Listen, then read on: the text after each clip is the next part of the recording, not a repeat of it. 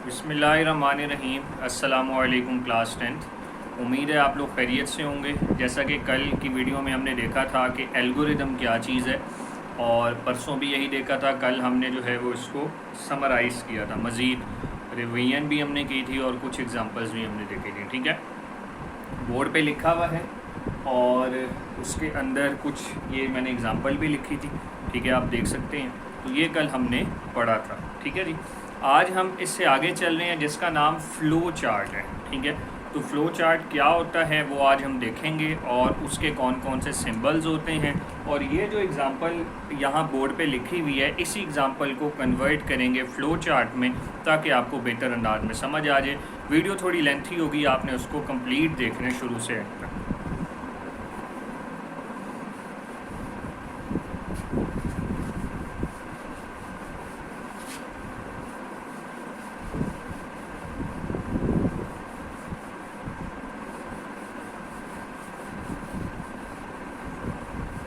ये मैंने मिटाया नहीं है। ठीक है, चलिए इसका क्वेश्चन जगह जितनी कम कंज्यूम हो, ये यहाँ पे लिखा हुआ है। ठीक है जी, और ये प्रॉबली लास्ट वाला नहीं आ रहा, उस वो एंड है। ठीक है, अच्छा जी, फ्लो चार्ट शुरू करते हैं।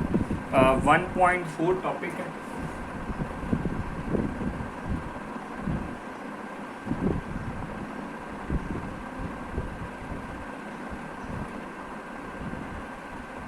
ये मैं अभी आपको बताता हूँ कि फ्लो चार्ट जो है वो क्या होता है।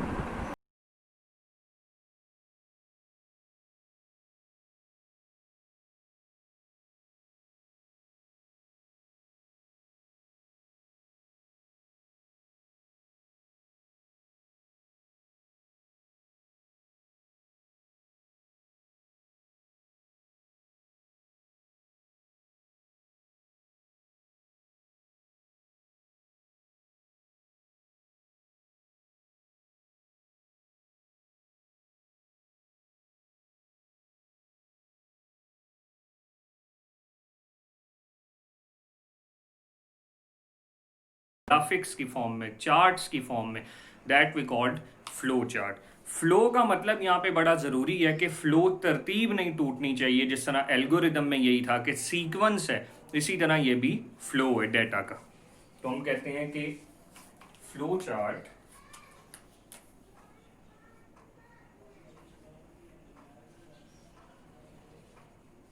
इज पिक्टोरियल रिप्रेजेंटेशन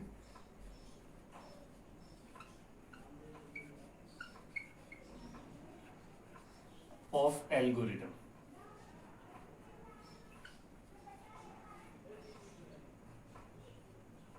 ठीक है जी, उम्मीद है ये बात आपको समझ आ गई होगी।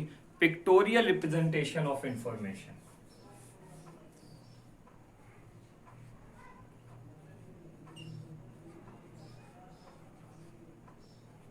कोई भी, अभी हम जिस तरीके से ये इंफॉर्मेशन है, या एल्गोरिदम भी आप कह सकते हैं, ठीक है, तो उसको हम कन्वर्ट करेंगे अभी पिक्चर की फॉर्म में, तो वो हमारा फ्लो चार्ट कहलाएगा। ठीक है जी, इसके बाद है it is the way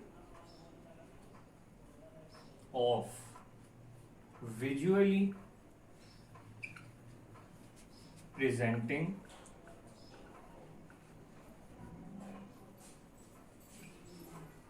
the flow of data।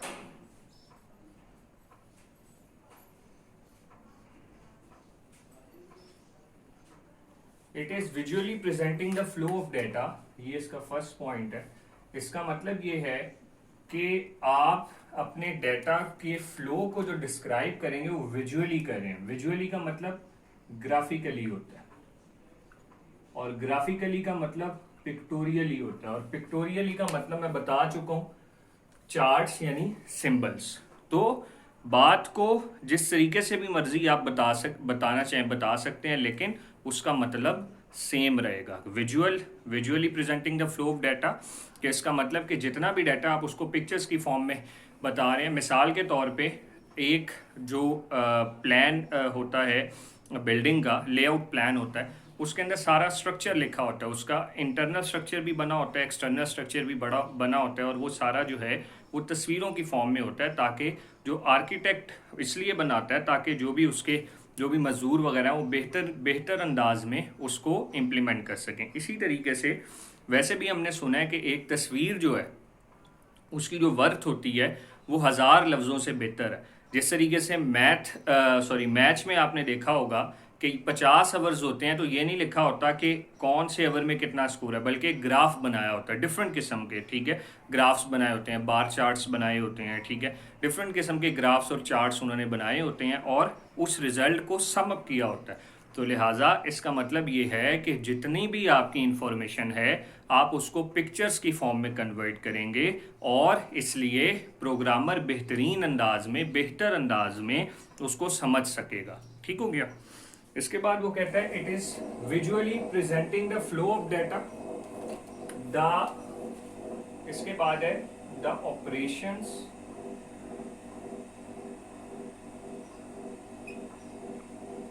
performed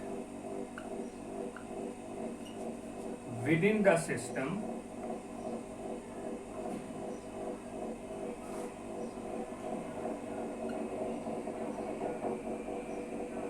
and the sequence in which they are performed।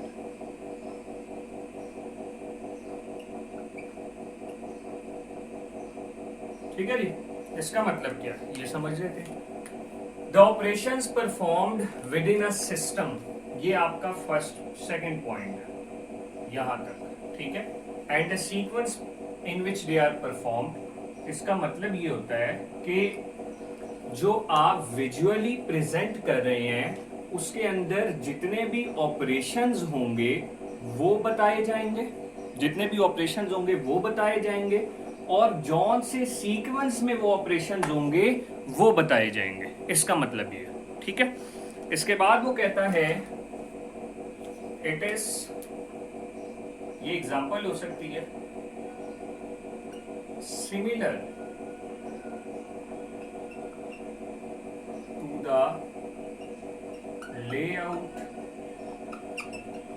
Plan of a building.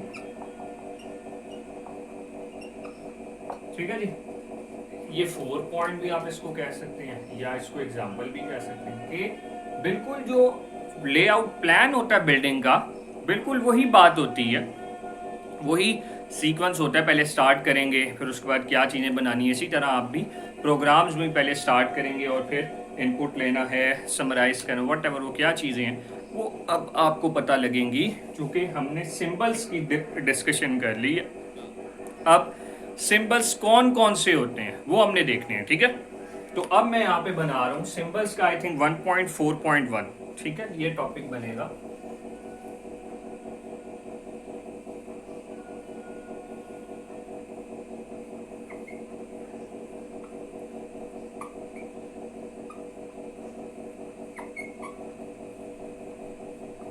ठीक है जी, सिंबल्स ऑफ फ्लो चार्ट्स।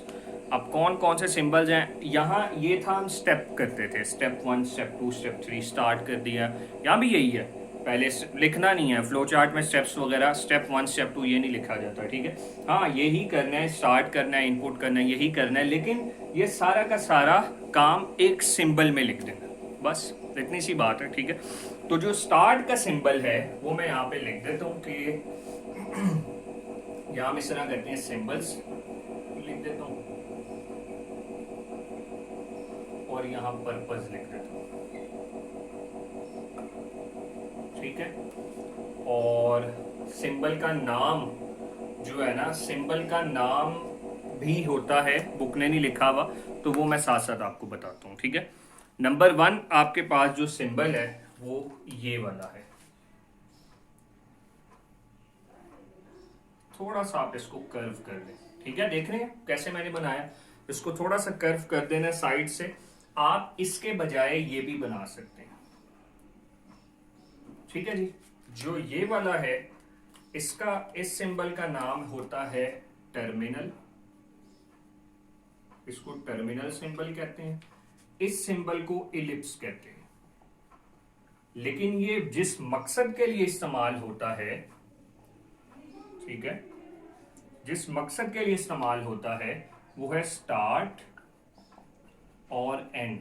ठीक है, यानी स्टार्ट और एंड करेंगे तो ये सिंबल बनाएंगे, लेकिन सिंबल का नाम मैंने वहां पे लिखा है कि सिंबल का नाम क्या है। ठीक है, इसके बाद नेक्स्ट, यानी आप यहां पे भी लगाएंगे और यहां पे भी सिंबल लगाएंगे। ठीक है जी, मतलब स्टार्ट में और एंड में सिंबल लगाएंगे। अब हम शुरू करते हैं। हाँ ठीक है, अब आपके पास है रेक्टेंगल, ये आप बखूबी जानते होंगे, बड़ा ही मशहूर सिंबल है। ठीक है, जिसका नाम क्या है, रेक्टेंगल है।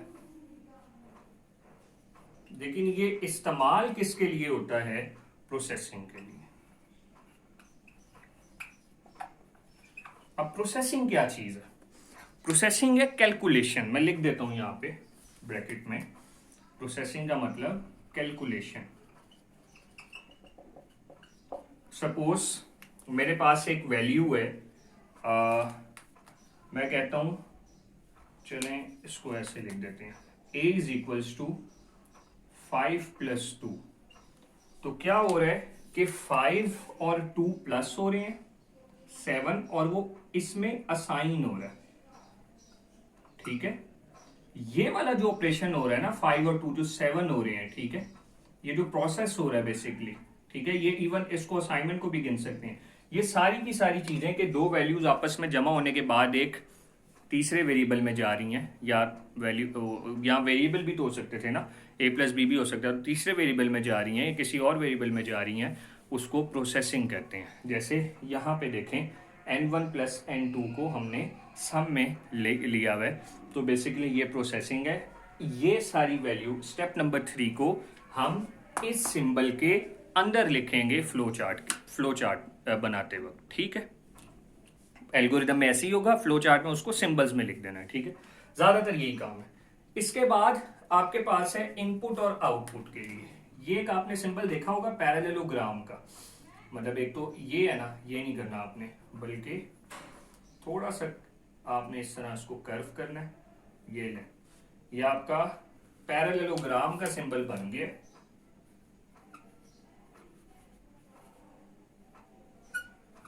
जो पैरेललोग्राम का सिंबल है वो किस लिए इस्तेमाल होता है, इनपुट लेने के लिए और आउटपुट लेने के लिए।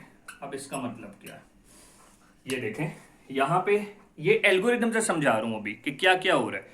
जैसे इनपुट, ये मैंने 2 वैल्यूज ली हैं और प्रिंट करवाया, तो जब ये सिनेरियो होगा कि यूजर से वैल्यू लेंगे या यूजर को वैल्यू शो करवानी पड़ेगी, तो हम किस में लिख देंगे, इस सिंबल में, प्रोसेसिंग वाले सिंबल जिसका नाम रेक्टेंगल है और जो इस्तेमाल प्रोसेसिंग के लिए होता है। उम्मीद है यहां तक समझ आ गई होगी। ठीक है, अब है मजीद, अच्छा जी ठीक है, एक सिंबल आ सकता है और, ये सिंबल से आप वाकिफ होंगे। इस सिंबल को क्या कहते हैं, ये डायमंड का सिंबल है। ठीक है जी, डायमंड सिंबल क्या करता है, डिसीजन करता है कि, डिसीजन करता है यानी फैसला करता है, या फैसला साजी, फैसला करता है। ठीक है, कि अब फैसला करने से मुराद ये है, अब मैं आपको समझाता हूँ। यहाँ पे तो हर एक उसमें तो मतलब ये तो छोटा सा एल्गोरिदम है, कभी कभार बड़ी वैल्यूज आ जाती हैं, उसमें हमें फैसला करना पड़ता है, वो मैं आपको समझाता हूँ। नज़र आ रहा है आपको, हाँ डायमंड का सिंबल आपको नज़र आ रहा है। ठीक है, इसको कंप्लीट देख लें, ये इस तरीके से सिंबल है। ठीक है जी, ओके। जो आपका डिसीजन है वो बेसिकली करता क्या है, डिसीजन बड़ा आसान सा काम करता है, फैसला करता है। फॉर एग्जांपल मैं कहता हूँ अगर बारिश हो गई तो स्कूल से छुट्टी है। ठीक है, अब इसका क्या मतलब है, अगर कंडीशन लग गई ना, कंडीशन पूरी हो रही है तो छुट्टी करेंगे। ठीक है, कंडीशन पूरी हो रही है छुट्टी, कंडीशन गलत हो गई तो छुट्टी नहीं करेंगे। तो प्रोग्राम में तो एक ही बार लिखा होगा ना, प्रोग्राम बना होगा, सॉफ्टवेयर बना होगा, हम लिखेंगे मतलब today is a rainy day, today is not a rainy day, हम लिखेंगे। ठीक है, तो उसके अंदर वो ऑटोमेटिकली फैसला करेगा खुद ही से कि अच्छा बारिश है तो फिर लिखेंगे हॉलीडे, ठीक है। और अगर अच्छा बारिश नहीं है तो लिखा आएगा वर्किंग डे। समझ आ रही है? तो लिखना एक ही बार है, तो ये कंडीशन होती है कि इसके दो हिस्से हो सकते हैं। अगर ये सही होगा तो एक इसकी रुख मतलब ये लेफ्ट जाएगा, और अगर इस ये ट्रू हो जाता है तो ये नीचे की तरफ जाएगा। ये भी हम डिसाइड करेंगे, ठीक है। इसमें से दो, इसमें से भी एक से फ्लो लाइन अभी बताता हूँ क्या है, वो निकल एक लाइन निकल सकती है, इसमें भी एक लाइन, इसमें भी, इसमें से दो लाइंस निकल सकती हैं, ठीक। बल्कि निकलनी चाहिए, निकल नहीं सकती नहीं, लाजमी दो निकलनी चाहिए, तीन भी हो सकती है लेकिन लाजमी दो नहीं चाहिए, दो लाइंस इसमें से निकलनी चाहिए, ठीक है। एक सही के लिए, गलत के लिए।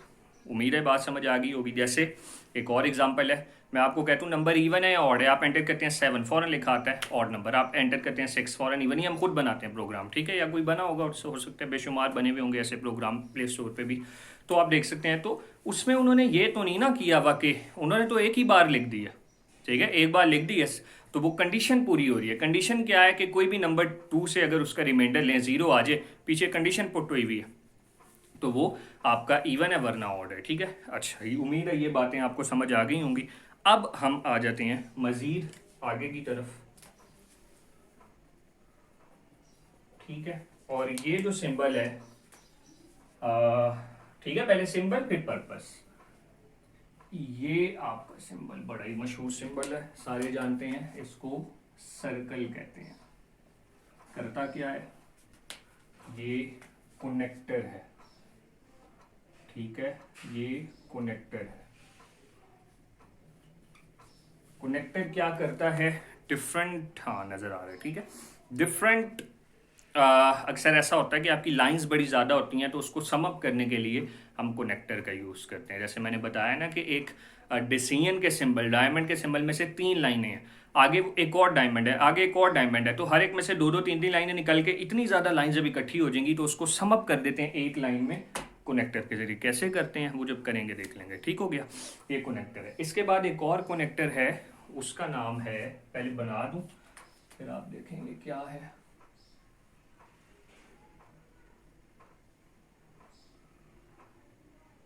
ठीक है जी, 5 इसकी साइड्स हैं, जिसकी ये एक साइड है, एक ये, जिसकी 5 साइड्स होती हैं उसको कहते हैं पेंटागोन।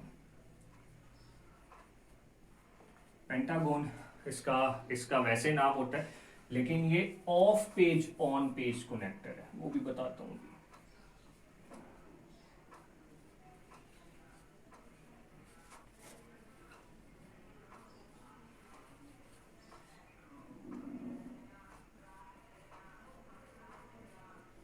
मे भी आपको नजर ना आ रहा हो, ये जो मैंने लिखा है आ रहा है नजर, ठीक है। Of page on page connector अक्सर ऐसा होता है। चले मैं अब इसको फिर मिटा दूंगा, बना के मैं मिटा देता हूँ फिर अगर जगह मुझे मिल जाए थोड़ी सी। ये जगह है, ठीक है, यहाँ देख लें कि अगर ये एक पेज है और इससे अगला एक और पेज है, दोनों पेज नजर आ रहे हैं, ठीक है, ठीक है। ये 2 पेज मेरे पास हैं, तो ये 2 पेज में अगर ये फ्लो चार्ट चलता चलता फ्लो चार्ट यहाँ पहुँच गया है और अगले पेज पे जाना है, तो हम यहाँ पे एक ये सिंबल लगा के एक यहाँ पे सिंबल लगा, इसको कोई नाम दे देते हैं, 1 दे दें, इसमें भी 1 दे दें, और फिर हम आगे शुरू कर देंगे। तो उसका मतलब क्या कि पेज जहाँ ख़त्म हो रहा है उसके लास्ट में और जोन से शुरू हो रहा है उसके शुरू में एक नंबर देके, ताकि पता लगे कि ये पिछले वाले की ही कॉन्टीन्यूटी है, ठीक है। उम्मीद है ये बात भी आपको समझ आ गई होगी, ये of page on page connector के लिए, ठीक है। अब जो बेहतर, जो मतलब जो ज़रूरी है, उसके बगैर तो काम ही नहीं हो सकता, वो आपकी है जी फ्लो लाइंस। इसको बस ऐसे ही बनाते हैं, ठीक है जी। इसको हम कहते हैं फ्लो लाइंस। इसका नाम हमने फ्लो लाइंस रखा है क्योंकि ये फ्लो को कंट्रोल करेगी ऊपर से नीचे, ये लेफ्ट से राइट। और वैसे इसका नाम क्या है, तो वैसे तो इसका नाम एरो ही है ना, एरो है इसका नाम, ठीक है। ये एरो हेड और ये लाइन सेगमेंट, वो एरो हेड हो गया, ठीक है। तो कहने का मतलब ये है कि ये आपको अब देखें, ये थोड़ा सा मसला आएगा, ये फ्लो लाइंस लिखा हुआ है, ये फ्लो लाइंस लिखा हुआ है, ठीक है। फ्लो लाइंस के ऊपर से नीचे जब आपने कनेक्ट करना है ना, सिंबल्स को कनेक्ट करना है, वो मैं बना के तो फिर मिटा देता हूँ। एक ये देखें, ये है ना सिंबल, तो ये जब ये सिंबल में जा रहा है ना, तो ये कनेक्ट हो रहा है ऐसे, या ये किसी इस तरह भी हो सकता है, ऐसे भी हो सकता है, ठीक है। तो ये कनेक्शन के लिए हम क्या करते हैं, उनको कंट्रोल करने के लिए फ्लो लाइन यूज करते हैं जिसकी डायरेक्शन या टॉप टू बॉटम या लेफ्ट टू राइट हो सकती है, ठीक है जी। इसके बाद एक और सिंबल है, रेक्टेंगल आपने बना लेना है, रेक्टेंगल के अंदर एक और रेक्टेंगल बना लेना है, भाई यही है ना, हाँ ठीक है। तो ये इसका कोई नाम नहीं है, नाम मिले तो आप जरूर क्लियर करें, ठीक है।